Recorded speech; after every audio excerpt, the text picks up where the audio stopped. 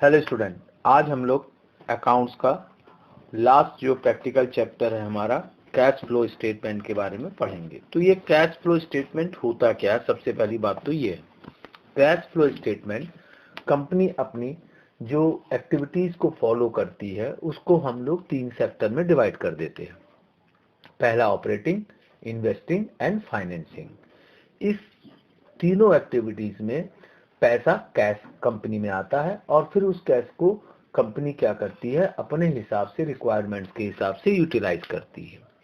इस पैसे को कहां से आया और उसका यूटिलाइजेशन क्या हुआ है, इसको जानने के लिए हम लोग जो स्टेटमेंट बनाते हैं उसको हम लोग कैश फ्लो स्टेटमेंट के नाम से जानते हैं। तो सबसे पहले जैसे मैंने आपको बताया था कि हम ये टोटल एक्टिविटीज को 3 हिस्सों में बांट देते हैं। पहला ऑपरेटिंग, फिर इन्वेस्टिंग और फिर फाइनेंसिंग। अब ये तीनों जो एक्टिविटीज में 2 एक्टिविटी कंपलसरी होती है, पहला इनफ्लो और दूसरा आउटफ्लो। इनफ्लो का मतलब होता है जो कैश हमारे बिजनेस में आता है, और आउटफ्लो का मतलब होता है कि जो पैसा हमारे बिजनेस से बाहर जाता है या हम उसको यूटिलाइज करते हैं। तो इनफ्लो जैसे मैंने बताया ऑपरेटिंग एक्टिविटीज। ऑपरेटिंग एक्टिविटीज में क्या क्या चीजें आती हैं? From sale of goods and service to customer and cash receive from debtors. यानी डे टू डे की एक्टिविटीज के थ्रू जो पैसा हमारे पास आता है वो ऑपरेटिंग एक्टिविटीज में इनफ्लो कहलाता है। और outflow cash purchase of inventory यानी स्टॉक खरीदते हैं, cash paid to creditors, payment, wages and salaries. तो ये सारी चीजें, payment, operating expenses, payment, tax and indirect taxes, तो ये सारी की सारी आउटफ्लो कैटेगरी में चला जाता है ऑपरेटिंग एक्टिविटीज में। अब दूसरा जो एक्टिविटीज था, इन्वेस्टिंग एक्टिविटीज था। Sale of fix property, plant, equipments यानी एसेट हम या तो इंक्रीज करते हैं या डिक्रीज करते हैं। जब डिक्रीज करते हैं तो वो इनफ्लो में कन्वर्ट हो जाता है, और जब हम इंक्रीज करते हैं तो वो आउटफ्लो में कन्वर्ट हो जाता है। तो इसमें sale of long term invest, sale of share and other enterprises, तो ये क्या कहलाता है? इनफ्लो कहलाता है कैश का। इसको जो एक्टिविटी से कैश कंपनी में आता है। आउटफ्लो में purchase the property, plant, equipments, long term investment, other companies के पेमेंट टू एक्वायर्ड शेयर। तो ये आउटफ्लो बन जाता है आपके इन्वेस्टिंग एक्टिविटीज के। और इसी तरह से फाइनेंस में जहां एसेट या लायबिलिटी इंक्रीज और डिक्रीज हो। अगर लायबिलिटी इंक्रीज हो रही मतलब इनफ्लो है, और डिक्रीज हो रही है मतलब आउटफ्लो में कैटेगरी में जाता है। जैसे issue of share and debenture, issues, bonds, फिर लॉन्ग टर्म्स लोन, तो इसमें लायबिलिटी इंक्रीज हो रहा है मतलब पैसा आपके पास आ रहा है, मतलब ये आपका इनफ्लो कैटेगरी में है। इसी तरह से redemption of preferential share, buy back of equity share, payment of interest of debts, loan, payment of own dividend, है ना, फर्म के शेयर होल्डर्स को। तो ये जो होता है आपका आउटफ्लो कैटेगरी में जाता है। हर चीज की मैंने आपको क्लिप दिया है, पिक्चर्स भेजे हैं, उसको आप और अच्छी तरह से देख सकते हैं। इसके बाद जैसे मैं ऑपरेटिंग एक्टिविटीज की बात कर रहा हूं, तो ऑपरेटिंग एक्टिविटीज के इनफ्लो में क्या क्या आएगा? Cash sales goods and service, cash receive from debtor, cash receive from liability, fees, commission, क्या कहते हैं, कैश रिसीव फ्रॉम, क्या कहते हैं, refund income tax and other revenue received. Outflow में क्या चला जाएगा? Cash purchase, payment creditor, supplier, फिर cash operating expenses, payment of wages and salaries, income tax, payment of income tax, ये सारे के सारे आउटफ्लो कैटेगरी में चले जाते हैं। इसके बाद आपको मैंने एक क्लिप भेजी है। तो हम लोग जब इसको सॉल्व करते हैं, कैश फ्लो स्टेटमेंट बनाते हैं, तो इसको हम लोग 2 मेथड से बनाते हैं, एक डायरेक्ट मेथड और एक इनडायरेक्ट मेथड। तो जो डायरेक्ट मेथड का जो ऑपरेटिंग एक्टिविटीज का मैंने क्लिप दिया है, उसमें जैसे लिखा हुआ सबसे पहले ऑपरेटिंग एक्टिविटीज के बारे में। तो cash flow from operating activities, तो इसमें कुछ चीजें इनफ्लो की होती हैं, कुछ चीजें आउटफ्लो की होती हैं। तो इनफ्लो को हम लोग सेपरेट ऐड कर लेते हैं और उसमें से फिर आउटफ्लो को माइनस कर देते हैं। तो ऑपरेटिंग इनफ्लो में एक्टिविटीज में क्या आता है? कैश सेल, जैसे मैंने आपको बताया, कैश रिसीव फ्रॉम कस्टमर या डेबिटर्स, है ना, फिर trading commission receive, royalty receive, ये सारे जो एलिमेंट्स हैं ये इनफ्लो में आते हैं। तो इनको पहले हम लोग रिसिप्ट के कॉलम में एक साथ लिख के ऐड कर लेंगे, फिर लेस करेंगे ऑपरेटिंग कैश पेमेंट, जैसे cash purchase, cash paid creditors, फिर cash paid to the employ, तो ये सारे जो है उसमें से ऐड करके माइनस कर देंगे। तो जो आपका बैलेंसिंग अमाउंट आएगा उसको हम लोग कहते हैं cash generate from operating activities. इसमें से फिर क्या करते हैं हम लोग, जो इनकम टैक्स पेड रहता है, net of refunds received, income tax paid less tax refunds receive, तो इनको हम क्या करते हैं माइनस कर देते हैं। फिर ये जो आता है फिर cash flow before extra ordinary income कहलाता है, इसमें ऐड कर देते हैं हम लोग जो एक्स्ट्रा ऑर्डिनरी इनकम होती है या रिसीव्स होती हैं उनको हम लोग क्या करते हैं प्लस कर देते हैं, जिससे ये किसमें कन्वर्ट हो जाता है, net cash flow from operating activities में कन्वर्ट हो जाता है। इसके बाद जिसकी हम लोग बात करेंगे वो है आपका indirect method calculating of cash flow operating activities. अब इसमें जो हम लोग सबसे पहले जैसे जो क्लिप दिया गया मैंने, आप अपने उसमें वीडियो में देख रहे होंगे, उसमें जो है नेट प्रॉफिट बिफोर टैक्स निकालते हैं। ठीक है, नेट बिफोर टैक्स कैसे निकालते हैं ये क्वेश्चन में गिवन रहता है। अब जैसे हमने लास्ट ईयर जब फाइनेंशियल स्टेटमेंट बना रहे थे उसमें कुछ नॉन कैश ऑपरेटिंग एक्टिविटीज होती थी जिसको हम लोग क्या करते थे प्रॉफिट एंड लॉस में माइनस करते थे, just like depreciation, provision for doubtful debits, goodwill return of, ये सारी चीजें क्या करते थे प्रॉफिट एंड लॉस के डेबिट साइड में आती थी, यानी उसको हम एज ए एक्सपेंसेस ट्रीट करते थे। अब वो सारी चीजें हमारे ग्रॉस प्रॉफिट को क्या करती थी रिड्यूस कर देती थी। अब जब हम यहां करेंगे तो नेट प्रॉफिट में क्या करेंगे, ये सारे नॉन कैश ऑपरेटिंग एक्टिविटीज को प्लस कर देंगे। लेस क्या करेंगे, जो वहां पे हम लोग इनकम साइड में यानी कि इनडायरेक्ट इनकम के तौर पे डालते थे, जैसे डिविडेंड रिसीव्ड, इंटरेस्ट रिसीव्ड, फिर profit on sale fix asset, provision for bad debits, provision for discount on debtors, तो ये सारी कहाँ जाती थी सीआर साइड में जाती थी हमारे प्रॉफिट एंड लॉस अकाउंट में, यानी इनडायरेक्ट इनकम के तौर पे हम लेते थे, जिसको इधर हम लोग नॉन कैश ऑपरेटिंग एक्टिविटीज के नाम से पुकारेंगे। ये सारी चीजें जो वहां प्लस होती थी यहाँ माइनस होंगी और जो माइनस होती थी वो प्लस हो जाएंगी।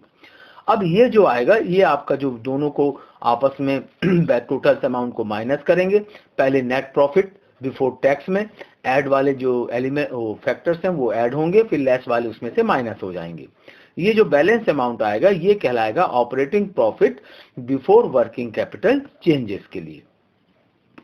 अब इसके बाद जो सेकंड स्टेप होगा हमारा इसमें जो है ऐड क्या हो जाएंगे, increase in items of current liabilities और decrease in items of current asset, ये दोनों चीजें क्या होंगी प्लस हो जाएंगी। और इसी तरह से लेस होगा increase in item of current asset, मतलब इसमें से हमारा जो पैसा बाहर जा रहा है तो वो लेस हो जाएंगी और जहां इन हो रहा है वो माइनस हो जाएंगे, प्लस होंगी जो इन होगा, और जो माइनस जो रिड्यूस होगा हमारे कैश आउटफ्लो होंगे वो माइनस हो जाएंगे। इससे जो हमारा फिर वो ये लेस इनकम टैक्स कर देंगे। फिर इसके बाद जो बैलेंसिंग अमाउंट आएगा वो net cash flow from operating activities के तौर पे काउंट किया जाएगा। अब इसके बाद एक फॉर्मेट मैंने आपको और सेंड किया है, उसको देख लें। उसमें जो मैंने आपको बताया है जो उस फॉर्मेट में, उसमें आपको मैंने इन्वेस्टिंग एक्टिविटीज के बारे में बताया। इन इन्वेस्टमेंट एक्टिविटीज में जैसे मैंने बताया था एसेट इंक्रीज और डिक्रीज होता है, तो यहाँ कैश इनफ्लो कब होगा, sale of fix asset, plant and machinery जब सेल करते हैं, sale of investment, interest received on investment, dividend received, तो ये अदर कंपनीज के होंगे, तो ये सारे इनफ्लो कैटेगरी में आएंगे। आउटफ्लो कैटेगरी में क्या जाएगा, purchase of fix asset, purchase of investment, purchase of intangible asset, तो ये सारे जब हम एसेट इंक्रीज होगा तो ये कैश आउटफ्लो में चला जाएगा। तो इस तरीके से इन्वेस्टिंग एक्टिविटी जो सेकंड कैटेगरी है इसमें हम इस तरह से इनको इनफ्लो और आउटफ्लो में डिवाइड कर देते हैं। अब उसके साथ मैंने आपको इसका फॉर्मेट भी भेजा है। तो जैसे सेकंड कैटेगरी में जैसे सबसे पहले proceed from disposal non current asset, non current मतलब फिक्स, तो ये सारी जो चीजें हैं जैसे proceed from sale of land and building and furniture, proceed of machinery equipments, goodwill and patents, copyrights, तो ये सारी जो आपके सेल करेंगे उससे क्या होगा इनफ्लो बनेगा। बी फिर ऐड करेंगे non operating income of investment, जैसे इंटरेस्ट रिसीव्ड हुआ, debentures held as investment, dividend received हो रहा है, तो ये सारी चीजें क्या होंगी आपस में प्लस हो जाएंगी। इसमें से लेस होगा purchase on non current asset, मतलब फिक्स एसेट की, जैसे मैंने पहले ही बताया था कि इसमें जो हमारा एसेट अगर डिक्रीज हो रही है मतलब इनकमिंग की में आएगा, और अगर एसेट एसेट डिक्रीज हो रही तो इनफ्लो, और अगर इंक्रीज हो रही तो आउटफ्लो। तो आउटफ्लो क्या होगा, इस टोटल कॉलम में से जो कि हमारे इनफ्लो है उनको सम करने के बाद, जिसको हमने ए और बी में डिस्ट्रीब्यूट किया है, और आउटफ्लो को हमने सी कॉलम में डाला। जैसे purchase of land and building, purchase of plant and machinery, purchase of furniture and fixtures. तो ये सारे, इससे क्या हो रहा है, सारा जो हमारे जितने भी एक्टिविटीज है कैश के आउटफ्लो को इंडिकेट कर रहा है। अब ए प्लस बी में से सी को क्या करेंगे, माइनस कर देंगे। माइनस कर देंगे तो जो नेट बैलेंस आएगा उसको हम लोग कहेंगे net cash flow from operating activities के नाम से पुकारेंगे। अब इसके बाद जो मैंने सेकंड आपको जो पिक्चर भेजा है, क्लिप भेजा है, फाइनेंसिंग एक्टिविटीज को कैसे कैलकुलेट करेंगे। तो फाइनेंसिंग एक्टिविटीज में भी इनफ्लो एंड आउटफ्लो होगा। तो जैसे मैंने बताया था कि अगर लायबिलिटी इंक्रीज हो रहा मतलब इनफ्लो कैटेगरी में आएगा, और लायबिलिटी डिक्रीज हो रहा है तो आउटफ्लो में। जैसे issue of share, issue of debentures, long term loan increase हो रहा है, बैंक ओवरड्राफ्ट इंक्रीज हो रहा है, तो ये सारे एक्टिविटी इंडिकेट करते हैं कि हमारा कैश इनफ्लो हो रहा है। आउटफ्लो में कैश रीपेमेंट्स ऑफ लोन, फिर redemption of debenture, own debentures, interest paid on loan, dividend paid, decrease in bank overdraft, redemption of preferential share capital। तो ये सारे जो एलिमेंट्स हैं आपके कैश के आउटफ्लो को इंडिकेट करते हैं। अब यहाँ पे जैसे फाइनेंसिंग एक्टिविटीज का फार्मूला दिया है, तो यहाँ भी वही सेम कैटेगरी होगा। जैसे आपका सबसे पहले दिया है proceed from issue share and debenture, यानी कि इनफ्लो की बात कर रहे हैं ना, इसमें प्रीमियम भी है, डिस्काउंट है, एक्सपेंस, अदर जो है चीजें आती हैं। लेस क्या हो जाएगा, payment of long borrowing, redemption of debentures, all less होंगे, interim dividend paid, equity share यानी हम अपने शेयर्स के जो डिविडेंड्स दे रहे हैं, फिर प्रेफरेंशियल शेयर का डिविडेंड दे रहे हैं, अपने लॉन्ग टर्म बोरिंग के इंटरेस्ट पे कर रहे हैं, तो ये आउटफ्लो को इंडिकेट कर रहे हैं। तो जो आपके प्लस होने वाली फिगर है उनमें से लेस होने वाली फिगर को माइनस कर देंगे, यानी ए और बी को प्लस करेंगे, सी उसमें से माइनस कर देंगे। तो ये जो बन जाएगा आपका जो नेट बैलेंस आएगा वो कहलाएगा net cash used in financing activities. आगे हम लोग जब बात करते हैं नेक्स्ट जो प्रोसीड है, तो जैसे मैंने आपको बताया था कि हम लोग इसको दो मेथड से सॉल्व करते हैं, एक डायरेक्ट और एक इनडायरेक्ट। तो डायरेक्ट मेथड और इनडायरेक्ट मेथड का भी आपके फॉर्मेट मैंने आपको सेंड किया है। तो जैसे डायरेक्ट मेथड की बात कर रहे हैं हम लोग, तो सबसे पहले ऑपरेटिंग, उसके बाद आपका एज यूजुअल इन्वेस्टिंग, और उसके बाद आपका आ जाता है फाइनेंसिंग। तो जैसे हमने आगे की जो एक्टिविटीज देखा, ऑपरेटिंग में क्या क्या आता है, जो भी कैश सेल, कैश रिसीट, ये सब इनफ्लो को रिप्रेजेंट करती हैं, और उसमें से आउटफ्लो को क्या करेंगे, माइनस कर देंगे। जैसे cash purchase, cash paid to suppliers, cash paid to business expenses, उनको माइनस करेंगे। जो नेट अमाउंट आएगा इसको हम लोग किस नाम से जानते हैं, कैश जनरेट फॉर ऑपरेशन, यानी कि ए माइनस बी। फिर उसके बाद जैसे वहां भी हम लोगों ने किया था कि इनकम टैक्स पेड है तो उसको माइनस करना है। फिर cash flow before extraordinary items हैं, extraordinary items receipt and payment, तो ये प्लस माइनस दोनों हो सकते हैं। अब इसके बाद जो आ जाएगा ये आपका कहलाएगा कैश ऑपरेटिंग एक्टिविटीज में। अब सेकंड कैटेगरी में आ जाता है cash flow from operating activities. अब इसमें इनडायरेक्ट मेथड में जितने भी इनफ्लो एंड आउटफ्लो, यानी एसेट अगर डिक्रीज हो रहा है तो वो इनफ्लो में, और अगर एसेट इंक्रीज हो रहा है तो आउटफ्लो में। अब इसको भी उसी तरह से इनफ्लो और आउटफ्लो को प्लस माइनस करके ऑपरेटिंग में से कैलकुलेट कर लेंगे, माइनस कर देंगे। इसके बाद आपका आ जाएगा फाइनेंसिंग एक्टिविटीज। फाइनेंसिंग एक्टिविटीज का भी क्लिप भेजा है, वहां भी इनफ्लो एंड आउटफ्लो गिवन है। तो इस तरह से ये तीनों बैलेंस आपके ऑपरेटिंग, इन्वेस्टिंग एंड फाइनेंसिंग आ जाएगा। अब इसके बाद नेट इंक्रीज और decrease in cash and cash equivalent निकालने के लिए इनडायरेक्ट मेथड में फर्स्ट यानी कि ऑपरेटिंग, सेकंड यानी कि इन्वेस्टिंग, और थर्ड यानी कि फाइनेंसिंग, तीनों को आपस में प्लस माइनस कर देंगे। तो इसमें से कोई पॉजिटिव भी हो सकता है, कोई नेगेटिव भी हो सकता है।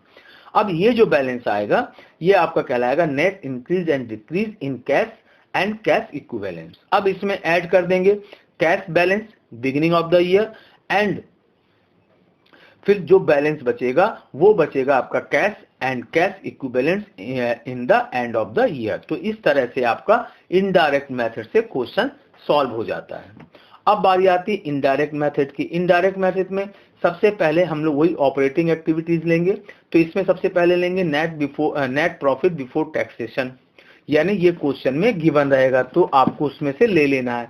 अब उसके बाद इसमें हम लोग क्या करेंगे, वही नॉन कैश जो आइटम्स होते हैं ट्रांजैक्शन, जो हमने लास्ट फाइनेंशियल ईयर में जो लास्ट क्लास में हमने माइनस किया था, उनको सारों को प्लस कर देंगे, जैसे depreciation, primary expenses, goodwill return of, और इस तरह की जो भी ट्रांजैक्शन आती थी। और वहाँ जो इनकम साइड जाती थी इनका इनडायरेक्ट, उनको यहाँ क्या कर देंगे, लेस कर देंगे।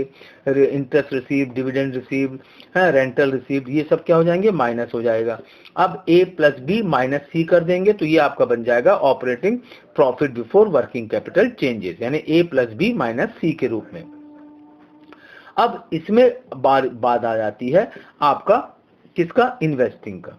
अब क्या कहते हैं, इन्वेस्टिंग में जैसे मैंने बता दिया था आपको कि अगर आपका एसेट इंक्रीज हो रहा है तो वो क्या कहेगा, आउटफ्लो को इंडिकेट करेगा, और आपका अगर वो माइनस हो रहा है तो अगर एसेट इंक्रीज हो रहा है तो इन आउटफ्लो, और अगर डिक्रीज हो रहा है तो इनफ्लो को इंडिकेट करेगा।